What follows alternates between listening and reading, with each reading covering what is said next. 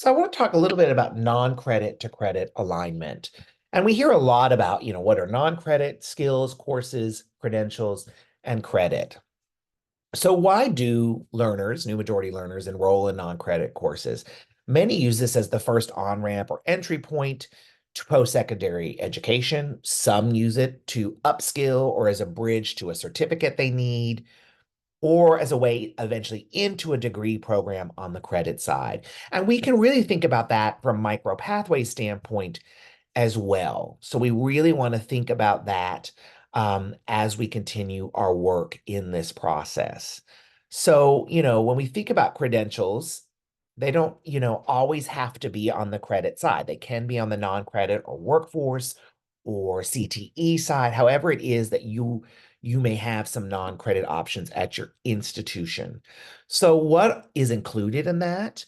But in this, through a micro pathway, we want to think about, are there credits, even from the non-credit side, that can be applied to a stackable program, to continue on to a degree? So even if somebody comes out of a non-credit micro pathway, are there one, two, three, four credits or more, whatever it may be, that they can earn through getting the certifications that could lead them into a credit program as well to continue on to a degree or other training to further their job skills, even though they may be entering into the workforce in this entry-level job through the non-credit side.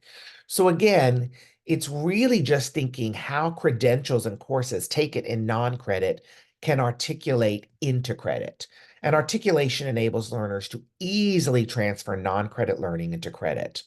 So it's time to really think about at your institution, what are the requirements and processes to move something from non-credit to credit. So this may, require some meetings as part of your design process with those who are involved in that, right? And that could include, really talking to both the credit and the non-credit side, getting everybody into the room and having those conversations and really crosswalking between the non-credit to credit side, and really thinking about, okay, again, this may have started in non-credit, but we can show that there are some credits that may apply to the credit side. And this can show a learner, like I said, once they're in the job force working, a clear path to a higher level of a credential, such as a technical certificate or an associate's degree, and even beyond as well sometimes. So we want to make sure that you're having those conversations between the non-credit to credit side. So for example, in your workforce center, with the registrar, with the credit faculty, you may have faculty who teach both non-credit to credit. And regardless, however the learner is transitioning, make sure that it's clear and that the learner can easily apply credits to the credit side. Remove those barriers so that they can really achieve economic mobility and move up in their careers and in their training and in their education. So really important to have those conversations early.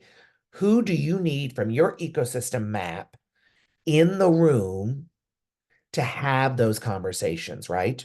Both from the non-credit to credit side. And that may vary from institution to institution, but important to have those conversations early so that you can really think about making sure that's a seamless transition for your learners from non-credit to credit.